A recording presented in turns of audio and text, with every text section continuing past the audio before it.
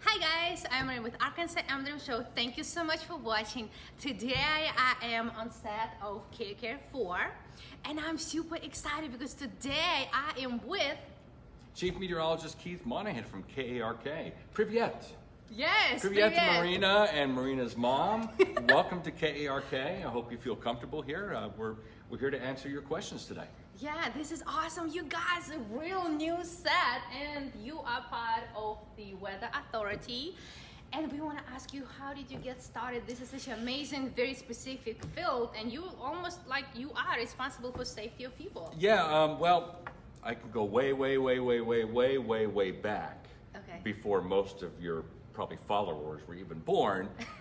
There was a tropical storm that hit the East Coast in 1972. Okay. And it flooded my grandmother's house. There was a flood, a big flood on the river, and I just got very interested in the weather from that point on. And in fact, I used to go to the river on the bridge. I used to measure the river every day to see how deep it was and how high it was. Why is that important? Well, because if the river gets too high, then of course it floods people's houses. So I was such a weather geek that I would take, I had a thermometer at home, I wrote it down in a book. I still have those books. I was 12 years old. And I used to write the temperature every day and how high the river was. And it got to start there. I didn't become a weatherman right away. I actually went to the Air Force Academy and served 6 years in the Air Force. Thank you. And you're welcome. And once I got out of the Air Force, then I went back to school to get my meteorology degree. And that's how I got here. Yeah. And how long have you been on the air? I started on the air on, I think it was about March 20th, 1995. Yeah. That was my 1995, yes, 1995. See, even I forget. Yeah. And what excites you the most of being on the air? I mean, you are right there, you know, at the right time, and you know the most accurate information. Well, it's important to keep people safe. Okay. And when I worked in Houston, Texas, it was hurricanes that we were most worried about. But hurricanes you see coming for days and days and days. So when trying to keep people safe for tornadoes, you get very little notice sometimes. Okay. Sometimes you only have a few minutes notice that a tornado is going to form.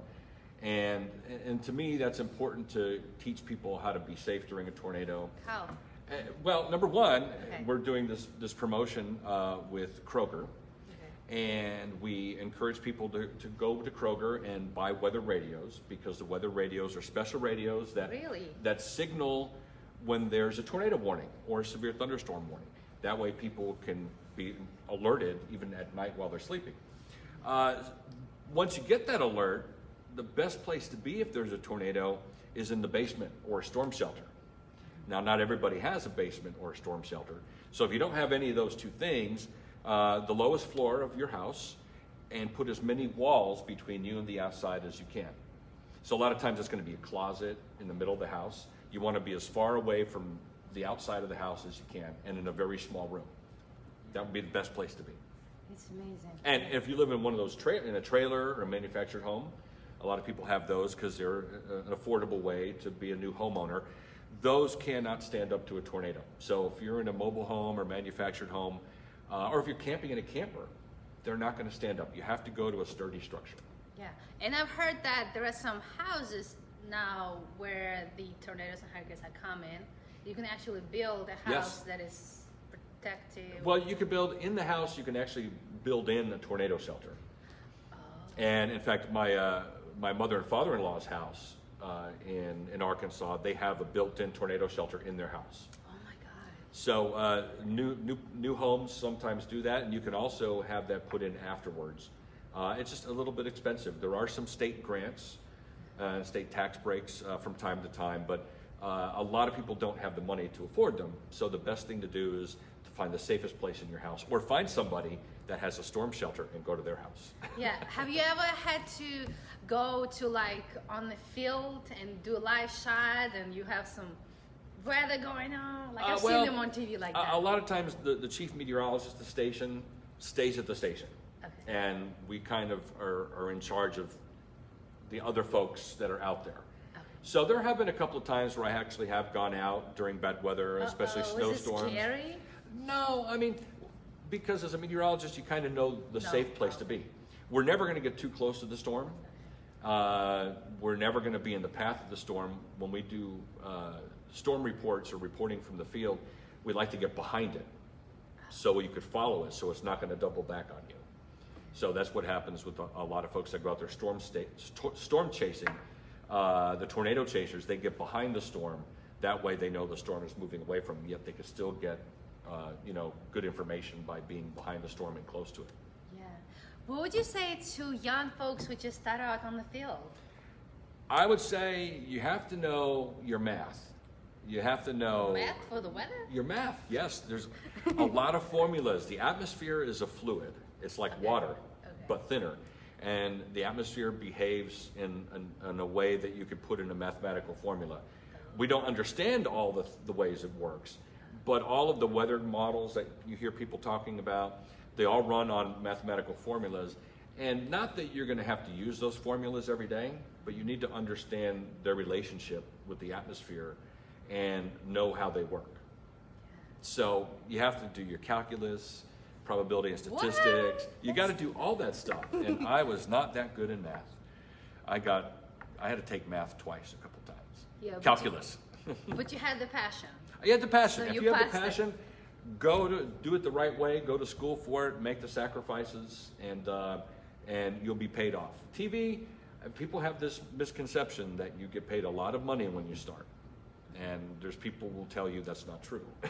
Because when I started working on TV, on the air as a chief meteorologist in Cheyenne, Wyoming, I made about $10,000 a year in 1995. Well, it's not that much. I hope you get paid more now. Well, I'm older. I have more experience. Of course, the longer you do a job, the more experience you get, the more the pay is. And I would encourage people to keep at their dreams. Yeah, and when are you live, like on KARK4? Where can they see? When can they see? Well, we have the news at 4, the news at 5, the news at 6, the news at 10. Yeah. That's Monday through Friday, and on the weekends there's the early evening news and the 10 o'clock news. So you come on each of them? You come on? Not the weekends. Okay. I get my weekends off. I'm old enough and enough seniority where I get the weekends off. But yeah, Monday through Friday, 4, 5, 6, and 10. Oh, okay, that's cool. Well, what are your plans? Well, well, right now I'm not old yet, but I think this is going to be the last place I work. I really like Arkansas. I like the challenge of the weather. I really like the people. I love going out to the weather radio programming events we do. We do weather programming events. I go to the county fairs, visit with people there. I do some fun things, and this is a place to retire. You know, this is a place where I'll finish. But I would like to live someday in Texas or Nevada. That's where I'd like to go. I kind of like the West. You know, the mountains and the plains. Texas doesn't have a lot of mountains, but the hill country, and Nevada has some great mountains. The Sierras. I love the Sierras. Yeah. And how long have you been in Arkansas? 7.5 years. Yeah. 7.5 years. Well, thank you for making Arkansas home. Well, thank you very much. And thank you for being just so amazing, on point, and keeping us safe. And thank you for making the weather your passion. And I make the weather too. No, I'm just kidding. I don't do that. Yeah.